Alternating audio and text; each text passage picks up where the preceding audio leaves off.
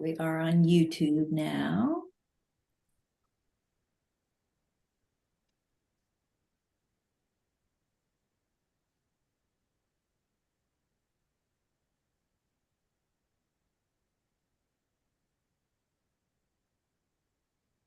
Hey Linda, Yeah. is your email on the Kadampa website? Probably somewhere, but I can give it to you real Yeah, quick. could you right quick? Yeah, I'm It's, ready. you want me to just put it in the chat or you want me to tell you? Yeah, I don't really know. Does it pop up? Do I have to go to it? Oh, I'll just tell you. You It's tell me. I got my pen. program.linda at kadampa-center.org. Thanks, Linda. Yeah. Yeah, I'm interested in getting my daughter into the children's program that they're Mhm. restarting. Yeah. Yeah, I Yeah. read about that. I got an email, and apparently they had to stop it because of COVID. But Yeah. I'd like to find out more about that. Yeah. Be Starting able to. up.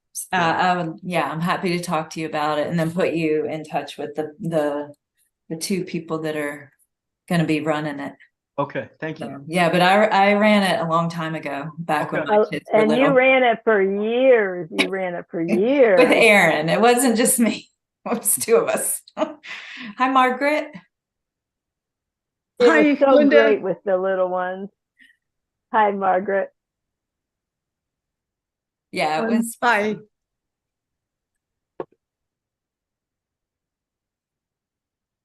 it was a fun program. That's when it was in its heyday. We kept running out of room. Oh, really?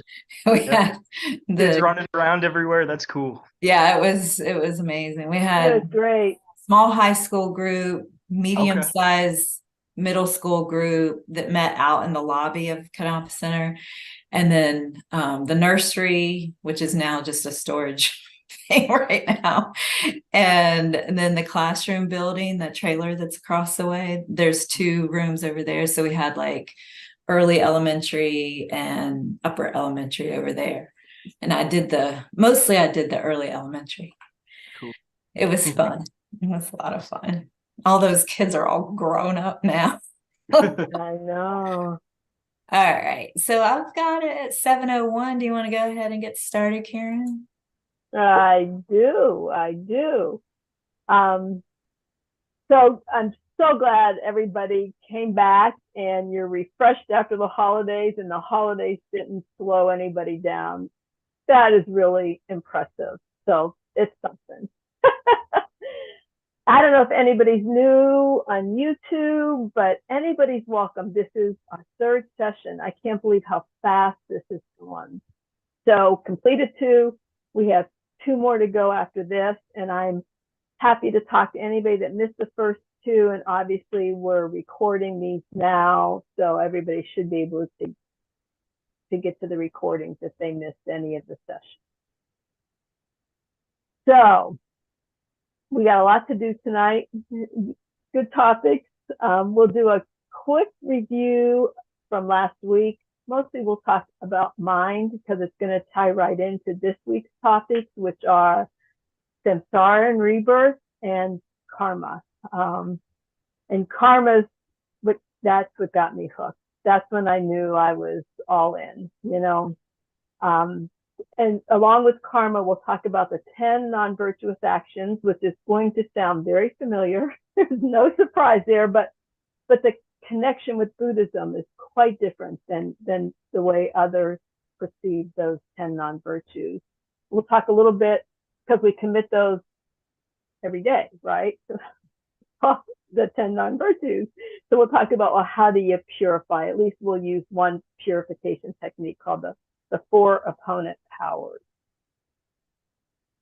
Anybody have any questions that popped up, either from our first two sessions or for something else that you read, or any questions or concerns?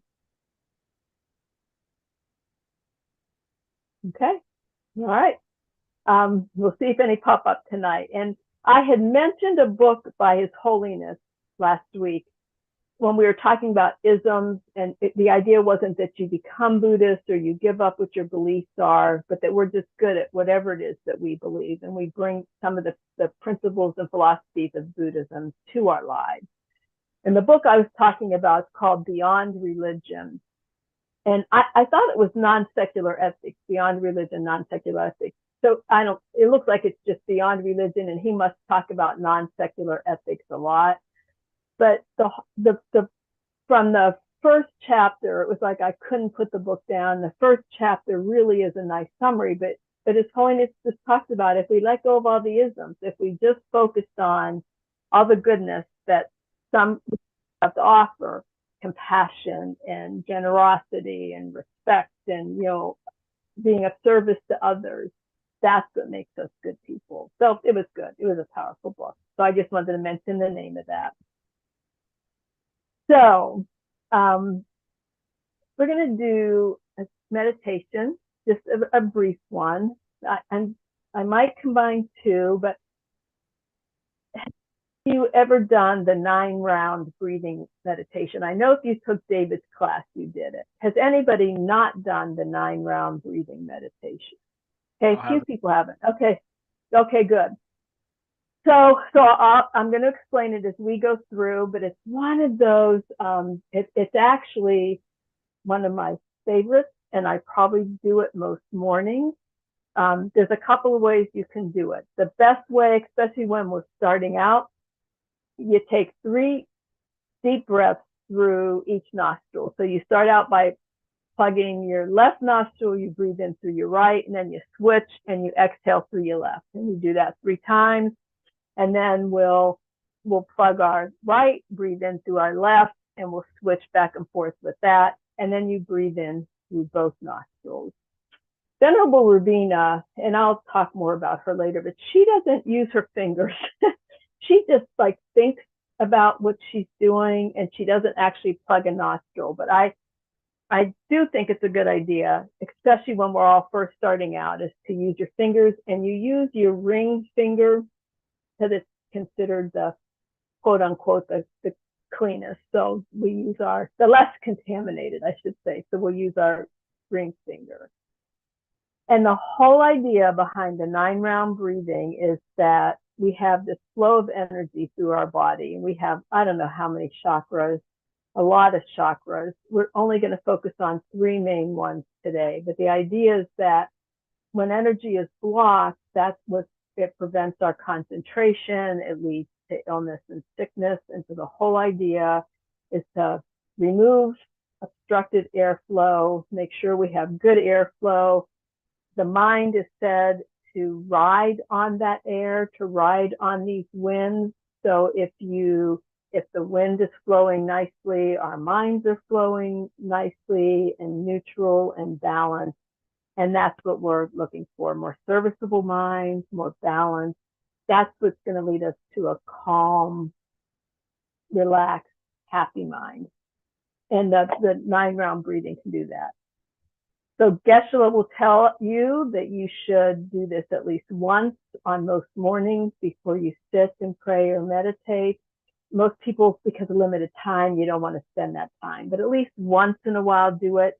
And he'll say you should do it more than once. If you find that you're still distracted and you're not able to relax, you should keep doing the 9-round breathing meditation until you reach that neutral mind state, if we can give it that kind of time. For tonight, we're just going to do it just this one time. So as we start, go ahead and just sit in the 7-point posture, meditation posture, if you want, or whatever posture is comfortable for you. And go ahead and just take a few deep breaths. And as you take the breath, set your intentions. And you can set your intentions for this meditation that you're going to unblock any obstructions with the flow of air in your body so that you can maybe concentrate a little better. Geshe-la will say it actually helps us listen a little better to teachings. With his teachings, that's even more important. So you could set an intention that way. And also set the intention that we're doing this for our own peace of mind, our own well-being and benefit. We'll be a wiser, kinder person. And doing so will influence the well-being of all around us, pets, people we live with, neighbors, friends, even expanding it out, the well-being of co-workers, of all the suffering that's in the world right now. And what we're doing can make a difference.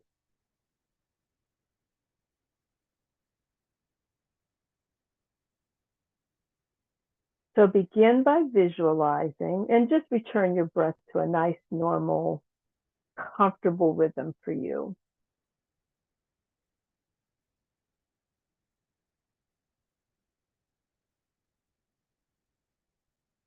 And we're going to begin by visualizing that you have 3 main psychic channels or chakras, tubes that are running through your body that the wind energy is moving on.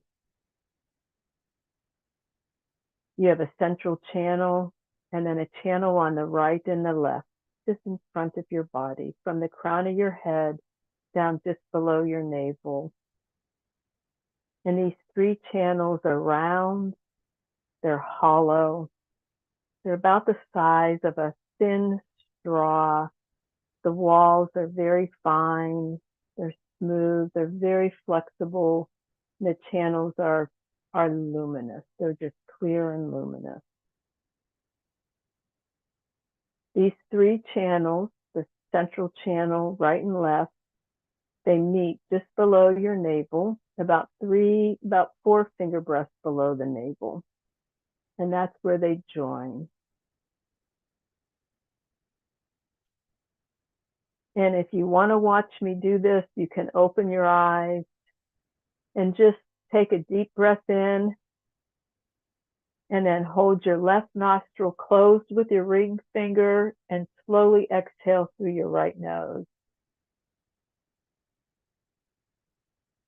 And then hold your right nostril closed with that same ring finger and inhale slowly and fully through your left nostril. And then repeat that again 2 more times, exhaling through your right and inhaling through your left. And as you exhale, especially this last time, just visualize that you're getting rid of all impurities, your distractions, mental dullness, any attachment, especially attachment, as you exhale through the right. And now we're going to reverse the process. You're going to block your right nostril and inhale deeply through your left. And then, oh, I did it wrong. You're going to block the left nostril, inhale through the right, and then exhale through the left.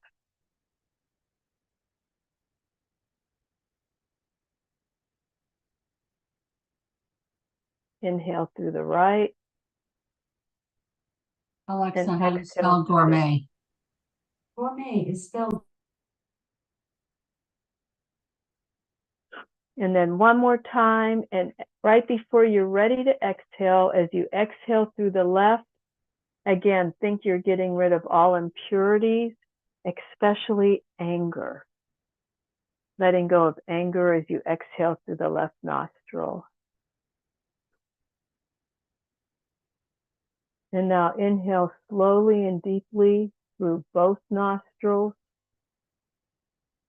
sending air down both the right and left channels and up through the central channel. And as you exhale, visualize you're getting rid of all impurities, especially ignorance.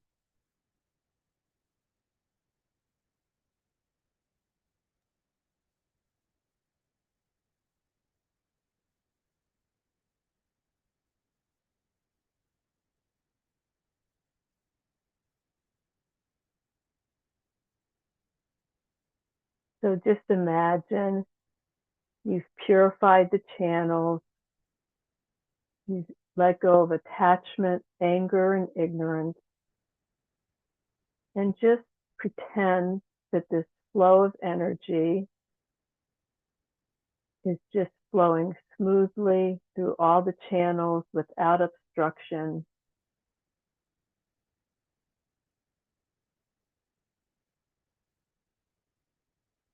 And if you were going to do this at home or practice it, you would keep doing the 9 rounds until you felt that you just had this clear flow of energy, free of distractions.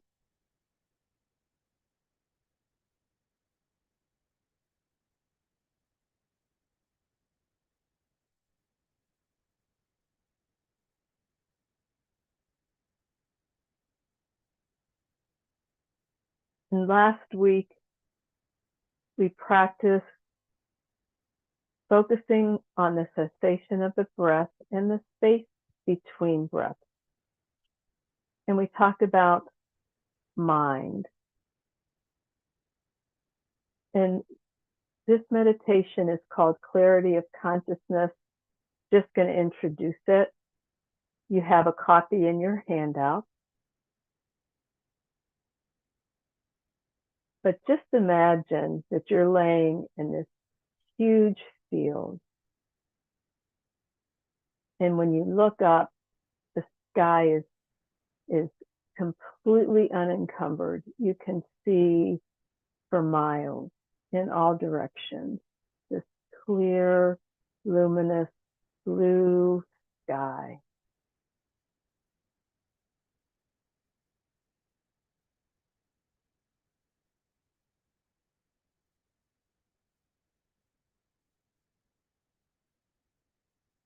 They compare the mind and the clarity of our mind to a clear blue sky or a lake, clear, still water in a lake, no obstructions. There can be clouds that come in or a reflection in the water, but they're not part of the sky. They're not part of the water. They just float by.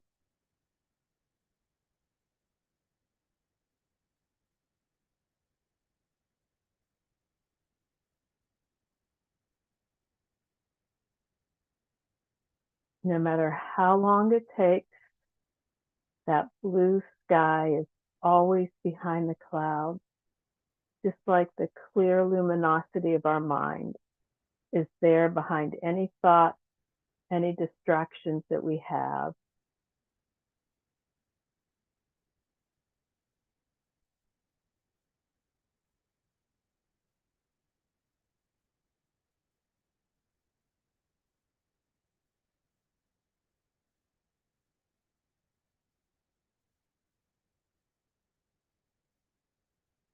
And as a thought floats by, don't become attached to it. Just let it float by without any hindrance.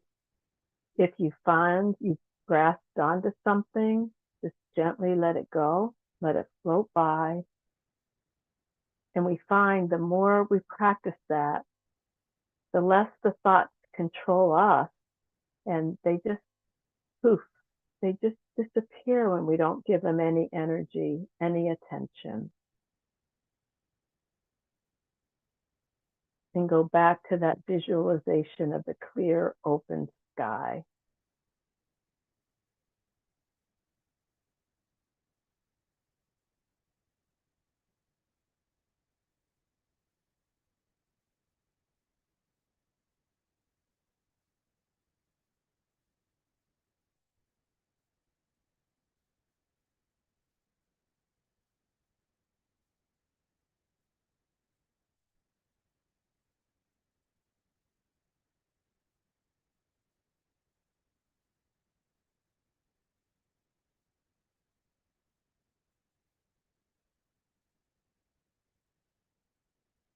So as you as we finish this meditation and you think about dedicating any positive energy, even just for a few seconds of holding that clear visualization of the mind like the sky, the clear energy running through our channels.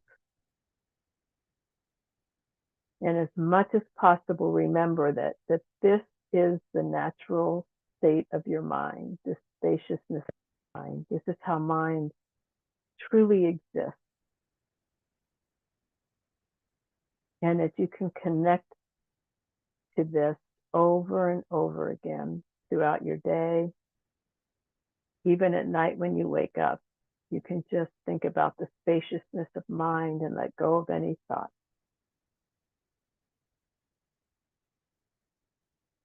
And you can dedicate that to deepening your meditation practice and your analysis of mind, and any other dedication you'd like to make right now.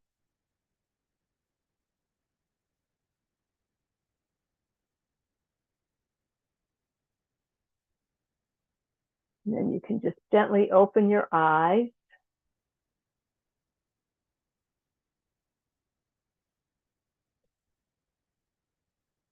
Any thoughts on that? What did you think about the 9-round breathing? Yeah, okay.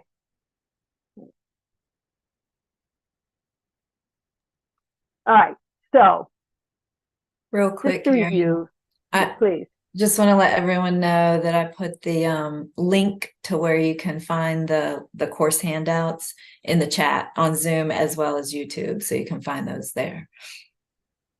Great. Any comments or questions on YouTube for now? Nope, okay. So I'm not going to review a whole lot tonight. So the topic we've talked about is Shakyamuni Buddha's life, and that's our goal. He was a human who became an enlightened being, got rid of all his obstructions and delusions in his mind to achieve full enlightenment, and then let us know this is what we can do by following his teachings. Talked about our center. We completed the Four Noble Truths, which was one of the most significant teachings the Buddha gave. That's what he started with, that we could understand suffering, dukkha, and this general dissatisfaction, so that we want to get out. We want to seek liberation. We want to seek freedom. Talked about the spread of Buddhism in different schools. Not all that important, but at least you heard the terminology. You've become familiar with what those schools and traditions are. And then at the end, we talked about mind. And I will talk a little bit more about mind tonight, just because that's going to lead up to our talk on karma rebirth. So what were some of the descriptors we used when we talked about mind? Do you remember what comes to mind that we talked about? And if you are on Zoom, just unmute and answer. If you're on YouTube, you can put it in the chat and I'll relay it. Thank you.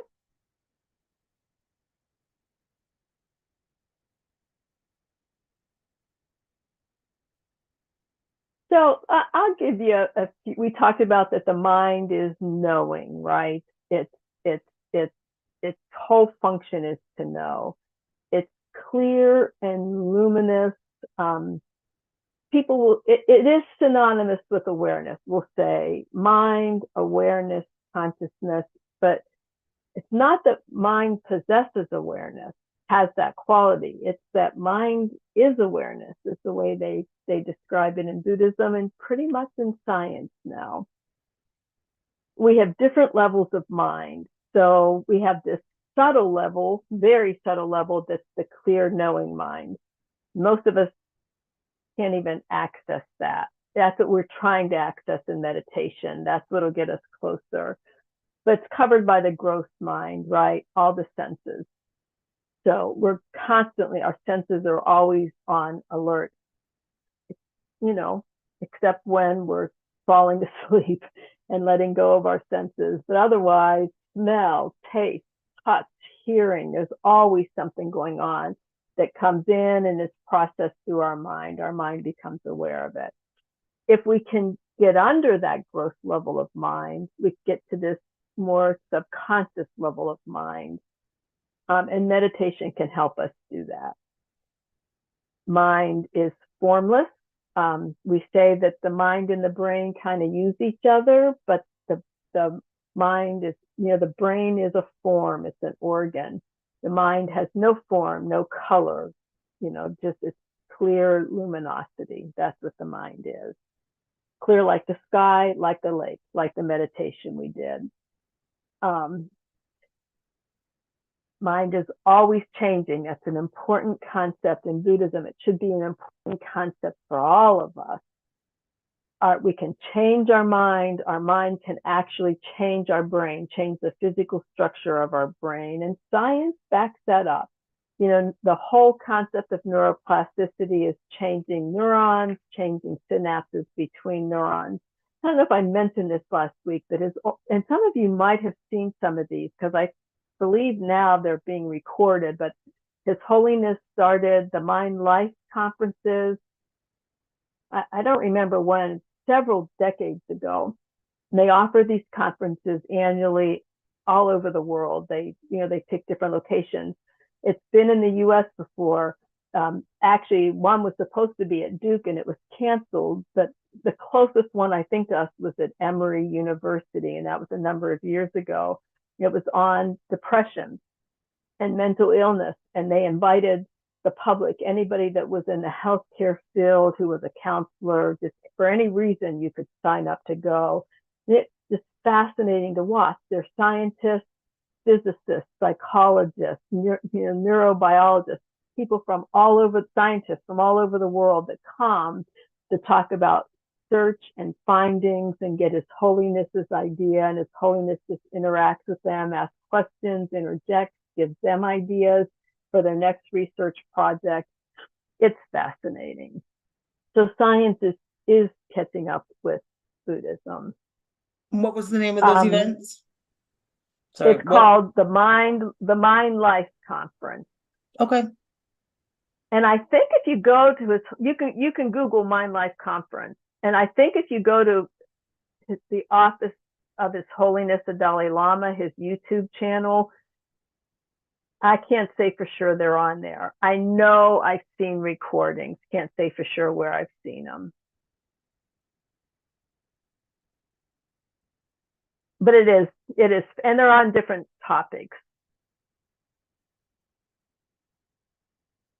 So the idea of meditation and Buddhism is to keep working, to get below this gross level of mind to this conscious level of mind, and then to this very subtle level of mind that is the third level. And that's the mind that we're going to talk about when we talk about karma and rebirth. Any questions or comments about mind? It's an important topic just to kind of get what the Buddha was teaching all of us. And it's probably different than what we grew up with. So karma and rebirth are closely related to mind in this Buddhist definition of mind that we just explored. The basic principle in Buddhism is that everything has a cause. There is no phenomena, no object, us, everything, every thought has a cause. There is nothing that can be without a cause. And everything has parts in different conditions as well as cause. It is the law of cause and effect, which we all learned. You learn the law of cause and effect in school. There is no effect without a cause, only on a physical level. Where Buddhism takes that, it's not just physical, it's also the mind has the law of cause and effect. And this is really important for us to understand, especially as we talk next week about the three principal aspects of the path. We introduced those three concepts last week, and we'll talk in more detail about those next week. But because the mind is non-physical, it can only be produced by something that is non-physical. Non-physical can never be produced by something physical. So we know the mind is not produced from the brain or our body or our parents. It is something separate from all of that. And the idea is that each moment of mind has a previous moment of mind that causes it. We might not notice it, and they're so subtle that we think we just have this thought that was just all alone and just popped up, but it always had a cause. It always has a previous moment of mind. And this is the concept of continuity of consciousness. This is the basis for the Buddhist belief in rebirth. We don't really use the term reincarnation. I've heard teachers say reincarnation. Usually they say rebirth, and usually they'll say it's that continuity of consciousness that goes on from life to life to life. And just of note is that all major religions, rebirth, reincarnation was one of the dominant beliefs. And it really was just changed not all that long ago in most other religions. That started believing in heaven and hell and the soul and the continuation of a permanent soul going on to heaven or hell or whatever it is that is in that belief system. I have a quick question. Mm-hmm. After last week's discussion, we were talking about karma and specifically with rebirth. And what we were reading in some of the materials was suggesting, or at least we were reading it as, rebirth is always as a human. And none of us were sure if that was the case or what the teachings are. We're going to talk about that. Okay. No, rebirth is not as a human. It's as a sentient being, and we're going to talk about what sentience means, but it's essentially a mind possessor. So our hope is that we come back as a human rebirth. This is considered the best for practice. Okay. We could come back as a cockroach, as a flea, as a tick, a fish. Mm-hmm. We could come back as any living sentient being. Okay. All right, thanks. Based on our karma and delusion. So that's what we want to clean up. Amen. Amen. And here's the thing. We've all been that before. Like we've all been birds and roaches and fleas, and I don't want to do all that over again. You know how hard that is to then come back and have a human rebirth. So we have this perfect human rebirth, and we're going to talk about that more next week. And we want to try, if we can't get out and become fully enlightened now, we want to at least try to have a human rebirth so we can continue to practice. Much better to practice as a human. I'm Thank not you. sure what those readings were, what they were. Sometimes they use the term being or sentient and maybe somebody interspersed human in there, but no guarantee we're coming back as a human. Gotcha. Thank you. Sadly. Yeah, we'll talk about that some more. I used to get pretty bummed out about that, but now I'm convinced we just got to try not to screw this up any more than we already have and try to clean it up as we keep working towards this to try to hopefully ensure we have a human rebirth. So when you think about this continuity of consciousness, and when you think about the Buddhist belief in rebirth, just think about it on a practical level for just a couple of seconds. So I want you just to think about what you did earlier today. So maybe what you had for breakfast or lunch, and just close your eyes for a second. And think about a strong emotion you had. Maybe something pleasant happened today. Maybe you were angry or upset about it. Just think about thoughts you had. And then let's just trace our memory back, like just to yesterday. I know most of us probably can't even remember what we ate yesterday, but think about it for a second. Think about any thoughts, feeling, something strong that happened yesterday that you might remember. And we could trace maybe at least some memory back to them. What about last week before Thanksgiving? Maybe plans, maybe something happened that you were thinking.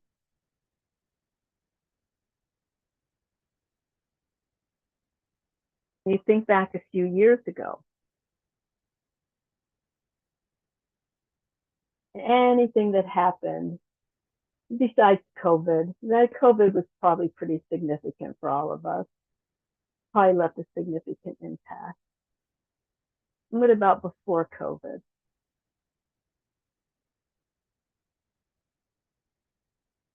Do you have any childhood memories? And how much can you go back? How early of childhood memories do you have?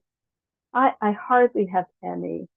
And the ones I have aren't great ones, but like David vividly remembers his childhood. He has vivid memories of really young, and he remembers.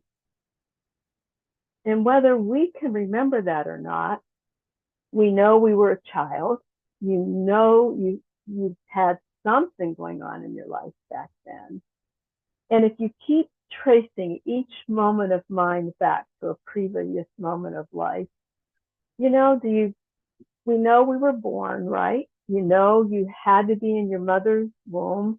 They say that birth is so traumatic, most of us should never forget that, but I don't remember being born. I don't remember being in my mother's womb, but I know scientifically I was there. And then what about before that? Now, you and I may not have any memories before conception, but just open your eyes for a second. I don't know if any of you have heard about the studies at the University of Virginia. They've been going on for about 50 years. It was in the School of Psychology, and now I don't know where they moved it. They moved it outside of there. Ian Stevenson was the psychologist that founded and wrote a book called Life After Life that is fascinating if you're interested in this topic. Jim Tucker runs this research now, but they looked at children who have vivid memories of their past life. Many children do, as long as somebody believes them and as long as it's not stifled, oh, that's silly, or no, you're making up the story or whatever it is. If somebody, children, because they don't have all this gross sense activity going on yet. As they get older, then they do lose touch with that. But this research, and they only use valid, reliable sources and methods to gain these stories from these children. It's unbelievable. The book is fascinating. They've done documentaries. Yes, go ahead, please. I just wanted to see have you heard of the book Many Lives, Many Masters by Brian Weiss? He's a psychologist, and he helped people that were having conflicts based on past lives. They had memories, and he helped them work their way through it. As adults, these were adults he worked with. Yes. Yeah, interesting. It's a fascinating subject with there's lots of research out there on this. You can find the documentaries, that book, Life After Life. There was a documentary that included Anne Frank's rebirth, the person who has vivid memories of being Anne Frank. That is fascinating. These children have gone and found their original parents and were reintroduced to them and have scars, like maybe where they were shot or stabbed, or it's truly interesting. At our center, a girl came. This was, I don't know, maybe 15 years ago. She was in her early 20s then. She was in Greece. Her family went to Greece for vacation. Never been there before, not Greek.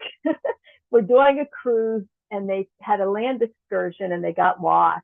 And they had to find their way back to the dock, and everybody was panicking. And anyhow, she said, I know where I am.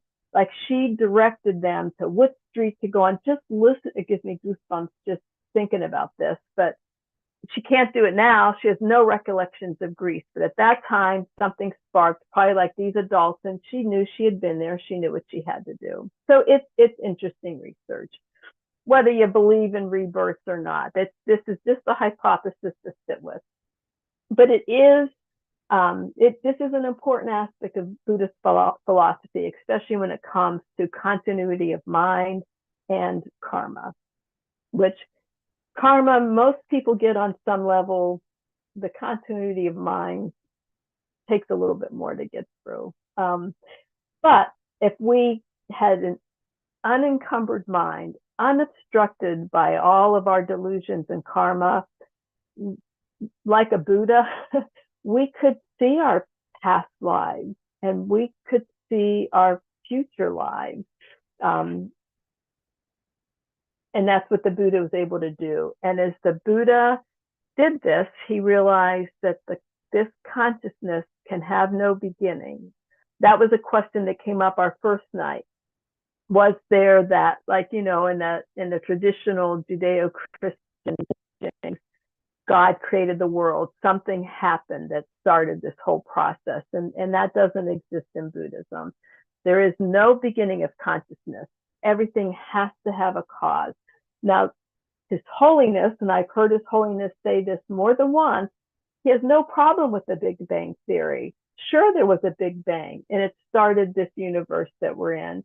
No problem with that at all scientifically, but he'll say that wasn't the first Big Bang, and it won't be the last Big Bang. There were plenty more. So the Buddha could trace it back. He saw no beginning, and he sees this continuity of life, at least until we achieve enlightenment. So the level of consciousness, that gross level of consciousness, our thoughts, our feelings, all we take in through our senses, and then we have this subtle level of consciousness. We're not always aware of it, not immediately. We may or may not. People will say, oh, I think on some unconscious level, I realize that. It's there, And in Buddhism, you have a third level, that very subtle level of consciousness. And that's the pure, clear nature of mind. And that's what we can access through meditation. It is there. If we can let go of all these obscurations and get under some of the gross sensual perceptions we always have, we could get at that more subtle, very subtle level of consciousness. Even though we're not aware of it, it's there. And that is the continuity of consciousness. It is that very subtle level that goes on from life to life. So in Buddhism, it's not a soul, it's not me that continues, that it's kind of insinuated in reincarnation. It's not Karen with personalities and quirks and jokes that go on. I won't even remember Karen in my next life. Probably, especially if I'm a cockroach, I won't remember a Karen. Where other religions say there is an independent, solid something that continues, a soul, an Atman, something continues from life to life and or goes on to heaven. And that's not what Buddhists believe. In our next life, we take this continuity of consciousness continues, but it's not us. It's not who we think we are. And we'll talk more about that in the fourth and the fifth session of this. Any questions about that? Any comments? So we're in this cyclic existence. We're born, we age, we die, we're reborn in some life form, whatever life form that is. And it's that very subtle level of consciousness that we didn't even know we had that continues from life to life. And this is this is what we call samsara. So a lot of times people will say, oh, well, I'm in samsara, like it's a place. I think that too, but it's not a place. Samsara is this all pervasive suffering. It's this cyclic existence based on our karma and delusions that we keep getting thrown back and being reborn.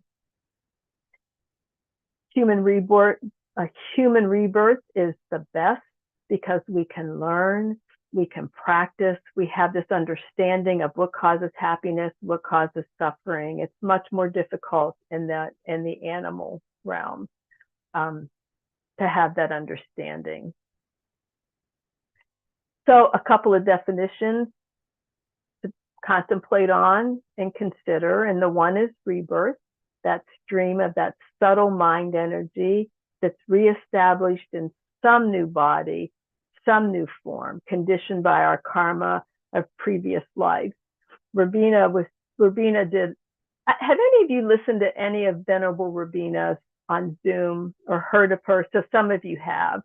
So Venerable Rabina is this Australian fireball of a nun who's been a nun for probably close to 60 years. She's calmed down with age. She's not so much of a spitfire as she used to be, but her teachings have always been profound and are still profound. She comes to our center. She's now available on Zoom and gives teachings to other centers. But she did a lot of prison work before. She still does do some prison work now, but she had a prisoner who was on death row, an African-American man who said, "You mean I could come back as a white man?" And she said, "Oh, I got news for you. You can come back as a white woman with blonde hair." And he was like, "No, you don't know what we're going to come back at. It's conditioned by our karma from previous lives. That's our rebirth." And then samsara, which samsara is not so much of a place. It's just this cyclic existence, beginningless, recurring cycle of death, aging, rebirth, over and over again. And it's fraught with suffering in a Buddhist perspective, that dukkha, that general dissatisfaction of not getting what we want and getting plenty of what we don't want as we go through age and sickness and death over and over again. Beginningless rebirth, it's since the continuity of mind has no beginnings, our rebirth in samsara also has no beginning and no end. Now, those of you who are taking Discovering Buddhism, you're learning about karma now, which we're going to talk about next, but there's a whole module on mind and on rebirth. So it goes into a little more depth, but it's still scratching the surface. And then you spend about 6 months on mind and rebirth in the basic program. There's several modules in a basic program. This would be after you study for a while, finish Discovering Buddhism, and then you realize that you're still just scratching the surface. It's a pretty deep topic, and most of us won't have a full understanding until we reach enlightenment. For now, take it as a hypothesis. Don't have to accept it unless you decide you're going to follow this path, and then finding some sort of understanding is important, especially because of karma. And karma is very much tied as this process of mind and rebirth. Karma is connected there. And it's gotten very popular in the West. I didn't look this up. I'm guessing it only got popular since the Eastern philosophy came here after the 1960s. I don't know, maybe not. Maybe there was some understanding of karma before that. I don't know. But when you hear the word karma or you hear how it's used, like, what do you hear? What do people say when they're talking about karma? Like what comes around goes around. That's probably the main one. That's what comes to my mind. What comes around goes around. What goes around will come around. You'll get what's coming to you, you know? It's interesting. I do these hikes. We do these meeting hikes with this wellness safety group that I've been in for a long time. And since we used to meet someplace, and then since COVID, we meet outside and we hike, which is great. but right before Thanksgiving, we did a hike.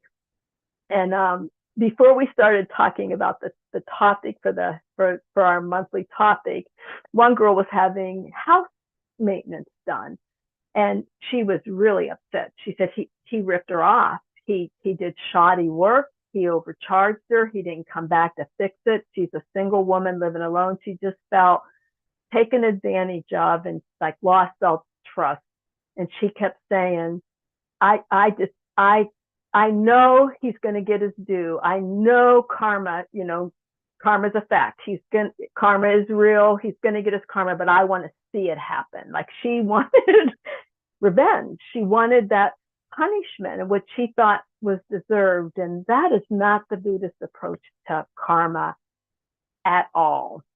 A little bit harder for us to understand, especially when somebody cuts you off on the road, or somebody's speeding and you just think, why is there not a cop up there that just witnessed this? We want karma now, especially when something bad is happening. We want some sort of consequences for the person that we feel wronged us.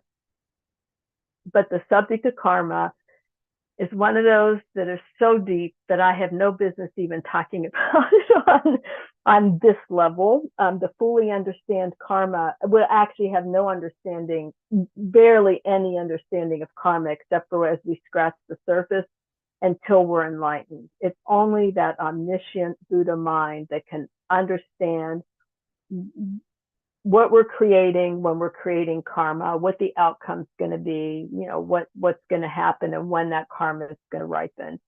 The rest of us are just, we're left to the whims of karma and delusions that we've created.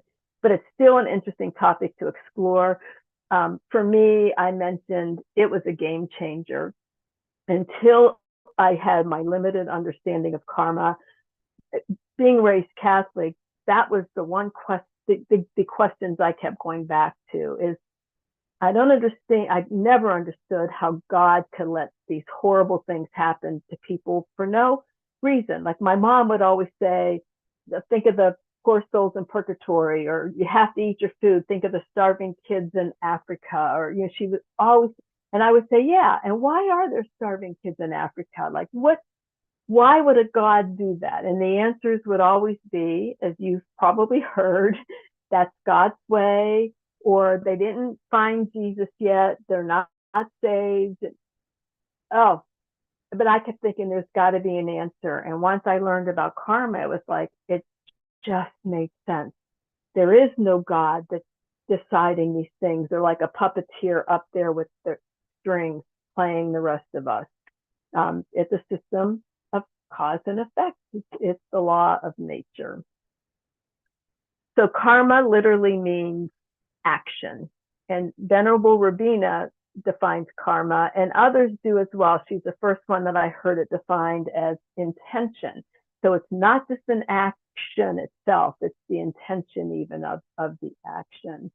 Not easily understood, seems simple on one end, but we need to spend a lot of time contemplating what karma means. And it's, in Buddhism, it's the action of body, speech, and mind. They're considered the three doors in Buddhism: our body, our speech, and our mind. And that's where virtuous and non-virtuous karma is created, through the actions of body, speech, and mind.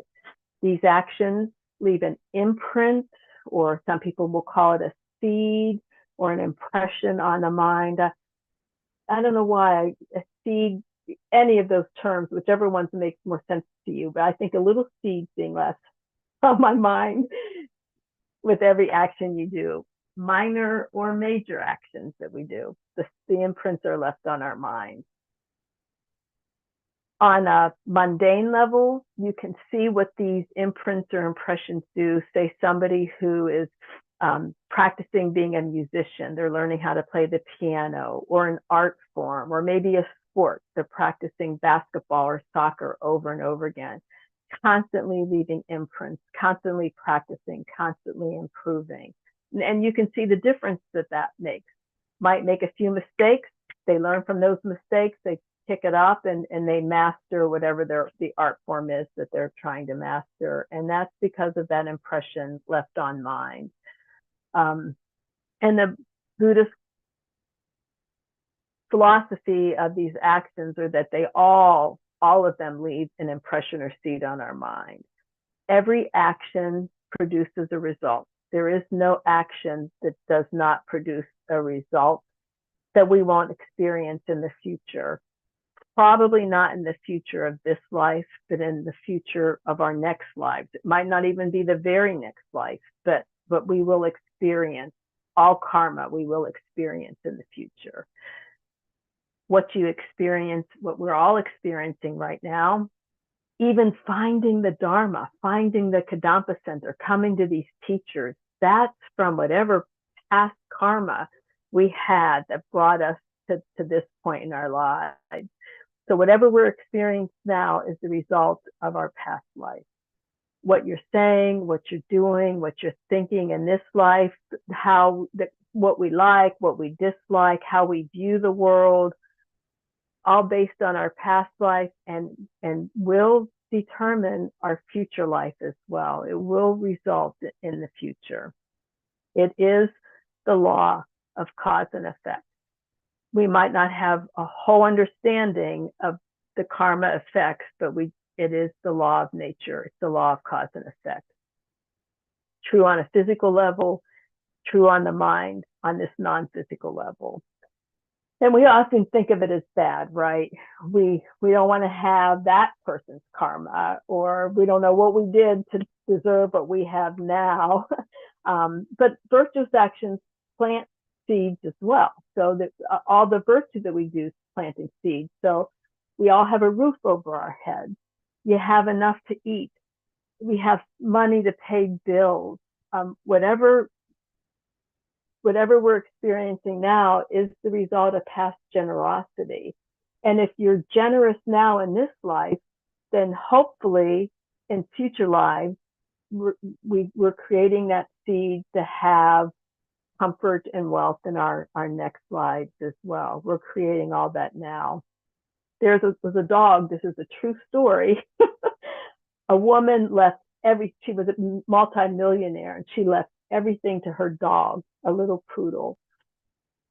Castle, all her millions, all her jewelry. So this dog had diamond studded collars, and Geshe-la would always say, what kind of karma is that dog, who has no concept of money, can't use it for anything good, has all that wealth.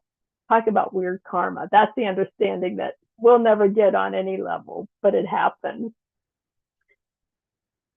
The other thing important to realize about karma is kind of what it is and what it's not. It's never random.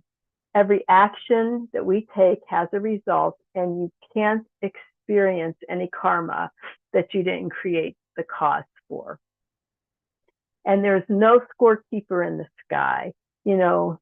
It's a hard concept to let go of. Venerable Tendrin, who was one of the nuns that I had mentioned her name in our first class, she's now in Florida teaching at a center there, but she always said, there's no cosmic scoreboard in the sky. There's no person, no fatherly figure, no God figure that's keeping track of our actions.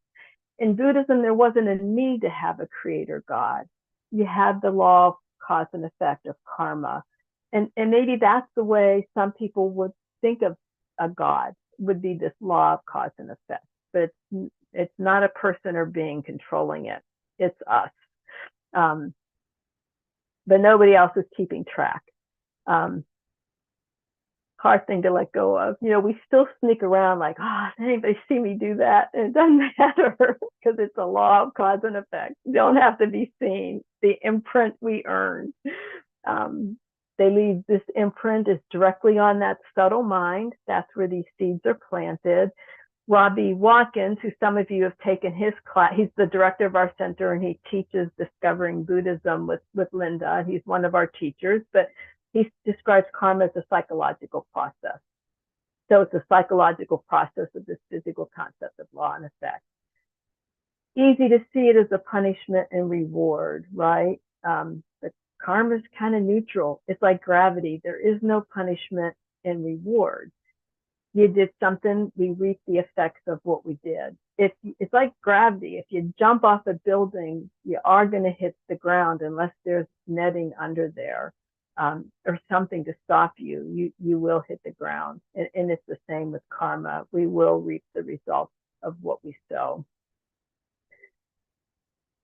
The results we're experiencing now are from actions in our previous lives, and our actions now will produce results in our future lives. Might not be immediately. Who knows when we got the karma to have what we have in this life, or when we'll have what we're reaping now in our next life. But we will experience. If it's a really extremely powerful action of karma, you were really generous to your teacher or your guru, you could experience the result of that in this life.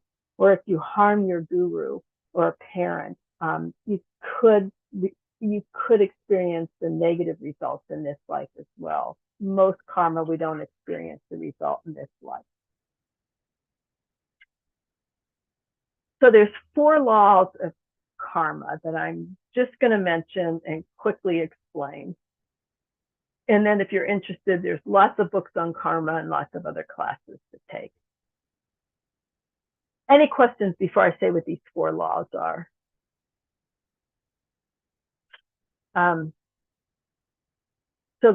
Any questions on YouTube, Linda? Okay. So the 4 laws are: karma is definite. Karma expands over time. There is no result without a cause, and karma is never lost. We can clean it up and maybe reduce it some, but it's not lost. So karma is definite. Virtuous actions will always produce happiness or a virtuous positive result. Always, always, no exceptions. Non-virtuous actions that we commit, negative actions, will always produce suffering or negative results. You get this on a physical level. If you plant an apple seed or an apple tree, it's not going to grow lemons, not ever. So positive, good karma, virtuous karma, happiness. Non-virtuous karma, negative actions always produce suffering. You kind of experience that. Maybe not as karma, but when you do something, like you have a word of anger, and then you might feel self-righteous at first, but then you just get that icky, awful feeling. Like we get that what we do can cause us suffering. And that's really what we want to prevent. Karma expands over time. So generosity can produce great wealth. It can expand. Non-virtuous actions will increase to be huge suffering. I meant to look up before this class. I'm taking a class with Venerable George, who is a Western monk. He became a monk in the 1970s. He was one of the original hippies that went to India. Never even heard of Buddhism. Never even heard of Lama Yeshe or Lama Zopa Rinpoche. Was taking a yoga class, and his girlfriend said, well, let's go listen to these 2 cool monks. That was it. He literally, he ordained within weeks. He ordained. He just knew that was his calling. And he's a very powerful teacher. He does teach at our center as well, and he does Zoom teachings. But he was talking about this fact that karma expands, and he gave an example. If you kill an ant, there's an ant walking across your kitchen table, and you just swipe at it. That karma can grow within days or weeks, almost to equal killing a human being. It can grow that much if you don't regret doing it. We're going to talk about how we can kind of clean up and purify karma so that it doesn't expand. And Lama Zopa Rinpoche would always say, I don't remember his exact words besides wow, wow, wow, but he would say something like, Linda, he probably never said you'd be crazy, but he would kind of like that, like, you'd be crazy not to purify every day before you go to bed, because you did negative karma all day long. Why would you go to sleep that way? And so you should purify every night just to get rid of it so it doesn't multiply. And I think about that every night, just every night, got to purify. No matter how tired you are, got to purify. So karma's definite. Karma expands over time, and there's no result without a cause. You will never, ever experience a result for which you haven't created the cause for. Everything we experience is because we created the cause in our past, and we can only experience the karmic results of our own actions. That's it. We may experience something as a group. We're experiencing the karma right now to share the Dharma and to listen to the teachings that the Kadampa Center offers. So we share that, but it's only because our karma from whatever past lives is ripening right now, and not because, I'm just caught up in everybody else's good or negative karma. Either way, you can't experience if we didn't cause it. Why it ripens at the same time is just because of whatever causes and conditions that are allowing it to ripen at the same time with each other. Because we might not have created the karma for this at the same time or in the same way, if that makes any sense. And karma is never lost. The actions always produce a result. There is no expiration date. You may think, nothing bad happened. No, I used to always joke the lightning bolt's going to come down and strike. The lightning bolt hasn't struck yet, but it's going to strike sooner or later. There's no expiration date. The imprints are there unless we purify, weaken them, or we can destroy those imprints. They're there. And you can destroy positive imprints too. It's not just negative ones that we want to purify. They say one word of anger, just a few seconds of anger, can destroy years of positive karma. And so if we have any angry words, or if we do any positive karma, we want to dedicate it right away so that when we do have anger, it won't destroy the karma. It will already be dedicated and protected, as long as we dedicate it in the right way. So those are the 4 laws of karma.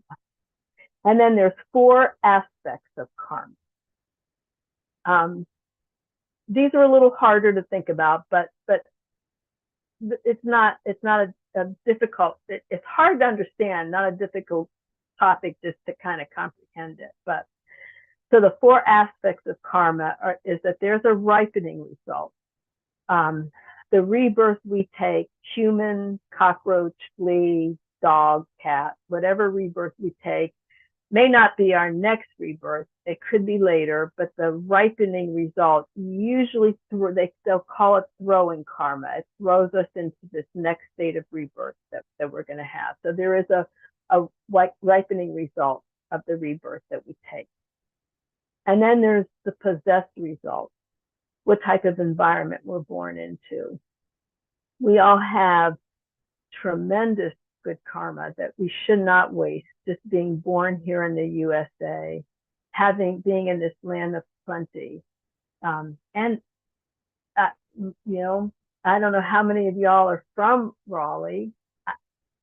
I picked Raleigh off a map. Like, it was just 1983, and I pointed to a map and I said, let's just go there. We don't have any other place to go. Let's just go to Raleigh, North Carolina. I never even heard of Raleigh, North Carolina.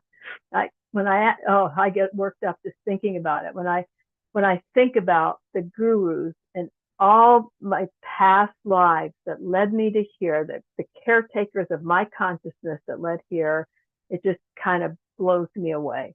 And I'm grateful every single day. Part of my gratitude that we were born here.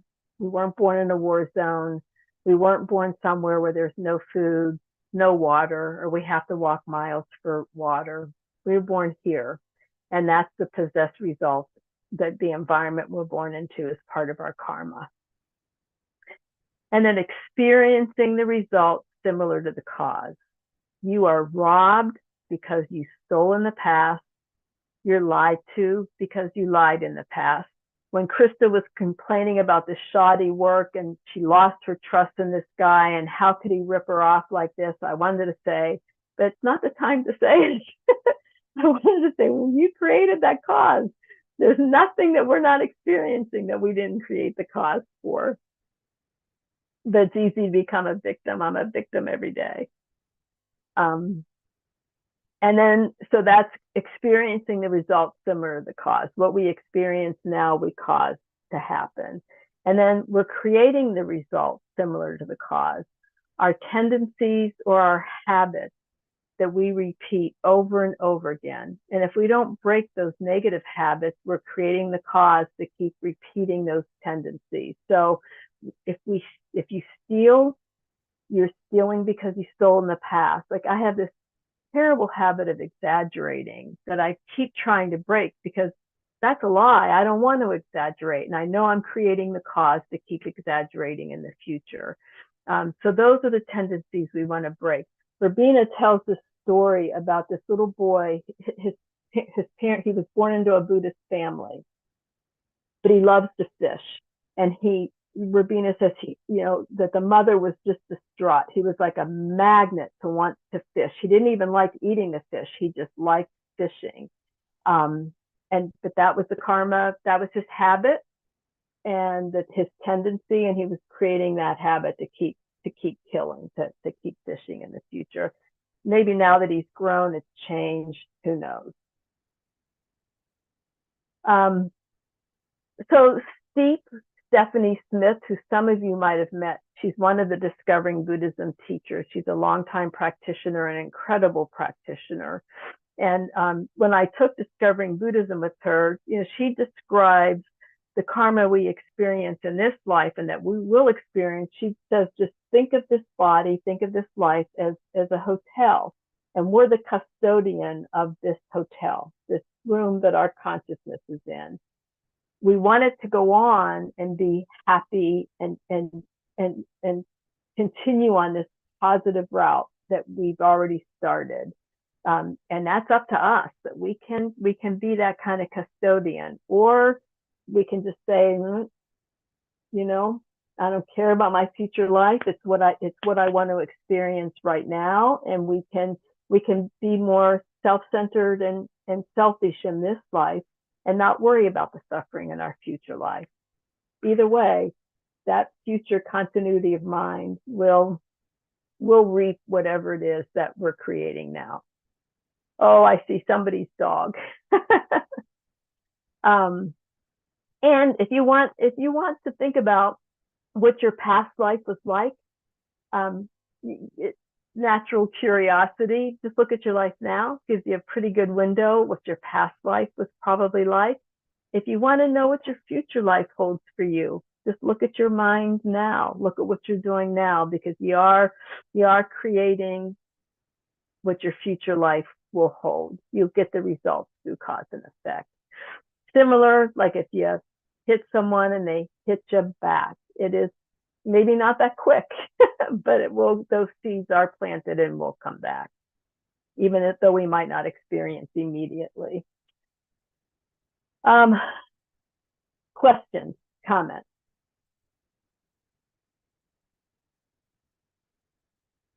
So I'm going to quickly introduce the topic of Buddhist ethics, and then we'll go a little bit deeper next week. We'll talk about Buddhist ethics. And we really want to think about these non-virtuous actions because we don't want to create the cause for future suffering. At least I don't. I shouldn't speak for anybody else. So we want to avoid non-virtuous actions. We want to practice virtuous actions. And I have a book that we'll talk about next week that I read pieces of it every day. I'm rereading it now for like the third time. Think of this as being the custodians of our environment. We want to take care of the earth. We want to leave it clean and nice. We recycle. We want clean air. We want clean water. Maybe we pay higher taxes in order to get that. Or I should say we don't mind paying higher taxes to get that. So we want to clean up the mess as much as possible rather than leave it for future generations. And that's exactly what we want to do with our minds. And for me, it also eliminates the victim mentality. Like when bad things happen, you still feel like a victim, like, why did these things happen to me? but we just add suffering to suffering when we do that. And so if we can avoid non-virtuous actions, if we can avoid adding suffering to suffering, which just compounds it all, makes it worse, then hopefully we can clean that up. Geshe-la, Geshe Songpo, great practitioners rejoice when something bad happens because they say, I burned off that negative karma. Oh, you have a headache. Oh, it could have been much worse. Rejoice that you only have a migraine. That's a great thing. Hard to rejoice when we're suffering, but if we can think we're cleaning up negative karma, that's a good way to think it. So with the ethical behavior, you have virtuous, non-virtuous, and neutral actions. Much of what we do are neutral, neither virtuous or non-virtuous. But we have that ability to stop non-virtuous actions where animals don't. Animals kill out of hunger. They hurt other animals out of a need to survive. It's just that reaction mode. And as humans, we can move beyond that to know when we're causing harm and when we're causing suffering. So with non-virtuous actions, there are 3 of body, 4 of speech. Remember, it's body, speech, and mind, and 3 non-virtuous actions of mind. So the 3 of body are killing, stealing, and sexual misconduct. And sexual misconduct is usually described as not between consensual, willing adults. Somebody is forced, or cheating, like on a partner or spouse, could be considered sexual misconduct. Stealing is any kind of stealing of something that's not freely given to you, and killing could be from an animal to human killing.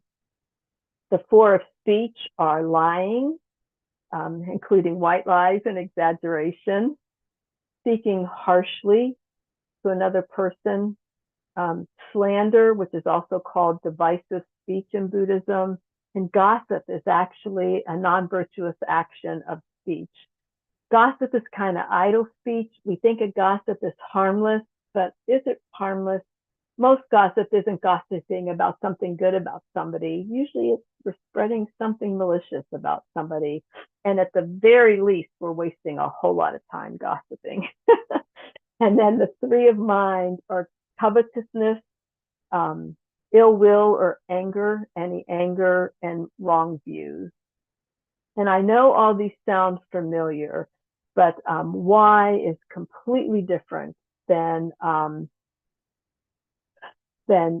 what other religions will tell you. Yes, it's wrong because we're harming other people, but it's also harming us, and it's creating negative karma for our future lives. And that is the foundational reason in Buddhism why it's also important to practice these ethical kinds of behaviors and not practice unethical behaviors. And we'll go into more detail of those body, speech, mind, those non-virtuous actions, and what the virtuous actions are using the 6 perfections. And the good news is we can purify those, and you can purify negative actions that we do, and this is what we should do every night. It's just regret. When I used to go to confession as a kid, I would lie in the confessional and then lose sleep. Like, they'd make us go to confession, and I would just say, oh, I lied 3 times. You always had a number, or I disobeyed my mother twice, or you always had to put a number with something, and I would totally make it up. And then I would think, oh my gosh, I just lied in the confessional. And it's not the same, but you do want to think about non-virtuous actions you committed and regret those actions. Reliance on a power greater than you, like for our Buddhists, it's going to refuge in the Guru, Buddha, Dharma, and Sangha. That's where we take our refuge to get through this negative karma and practice virtuous actions. A remedy, usually there's an antidote, like if you were selfish or you stole something, to give money, time, teachings, be generous as a remedy to make up for what you stole or did, and then to resolve not to do it again. And, a lot of times if it's an angry word or gossip, and that's your tendency, if you can just resolve to think, I'm not going to get angry for 5 minutes or tonight when I go to sleep until I wake up the next morning. It can be quick, short periods, and then you can keep growing, that you increase the time between negative actions.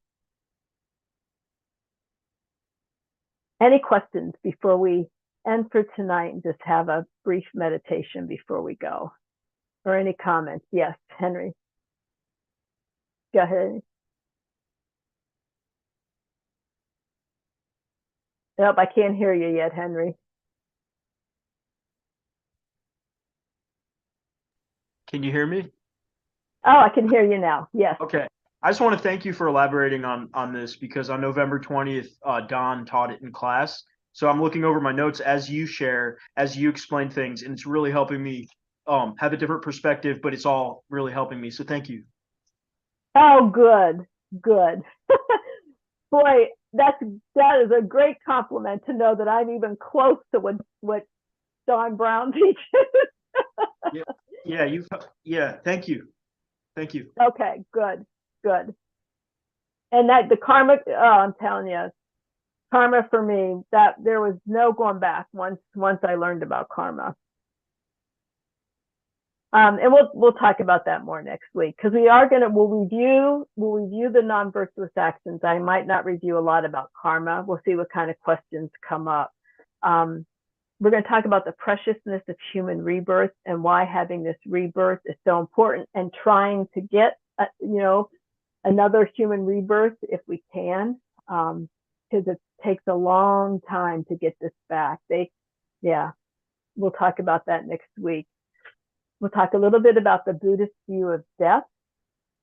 And then we're going to talk about the 3 principal aspects of the Lam Rim, of the path that we follow: renunciation, bodhicitta, and the wisdom realizing emptiness. And we'll briefly talk about those next week as well. Okay. Wow. You kind of got an earful tonight, and this really is the gist for Buddhist philosophy and why we practice what we do, because of wanting to get out of cyclic existence, wanting to clean up our karma and create virtuous karma for this continuity of consciousness that we have. And it took me a long time to say that, because I was like, yeah, I don't know about that. But then the more you study karma, the more you have to, you just start believing, oh yeah, there's a cause and effect for everything. There's a previous moment of time. It just begins to just start becoming part of your habit. And it does make a lot more sense when you do that. So go ahead and close your eyes and just think about the topics that we covered tonight. And if you even have an inkling of understanding, it doesn't even matter. You came back and you listened, even during one of the busiest times of the year, you did that. So just rejoice in whatever karma you have to hear this. Or maybe not. It'd be better if you were hearing it from Don Brown, but you heard it from me.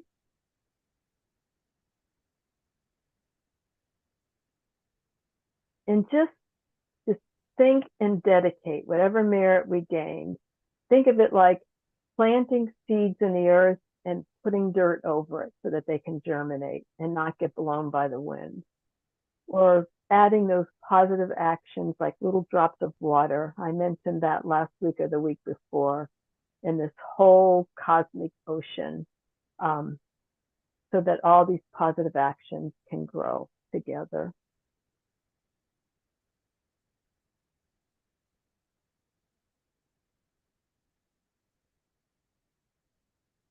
And just focus on your breath, letting go of any thoughts for now. It's a lot to take in.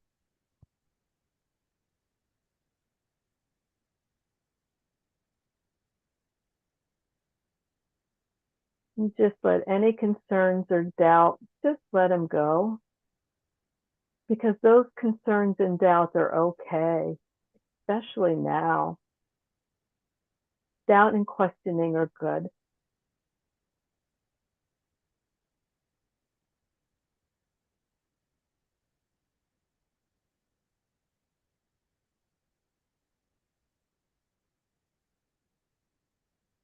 Put aside anything that gave you heartburn. And just know you can always come back to it.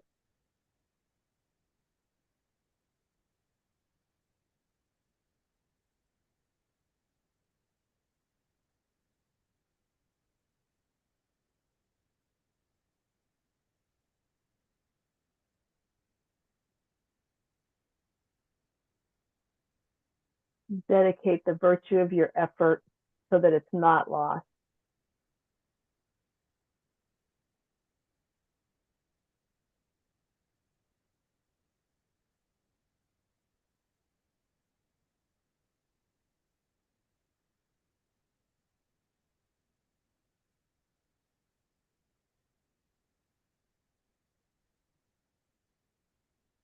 And just slowly open your eyes.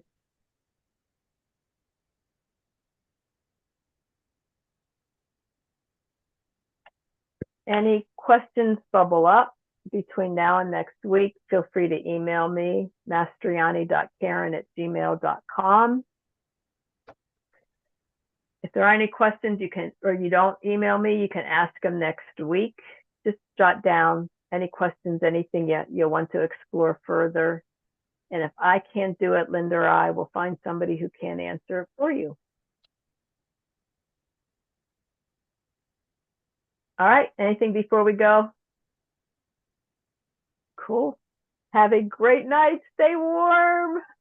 You too. Thank you so much, Karen. Great class. Thank you. Thanks, Karen. Thank you, Karen. Thank you so much. Great. Thank you. Thank you. It'll be another roller coaster next week. So get ready. Strap in. Thank you. Okay. Bye. Thanks, everybody. Good night, everybody.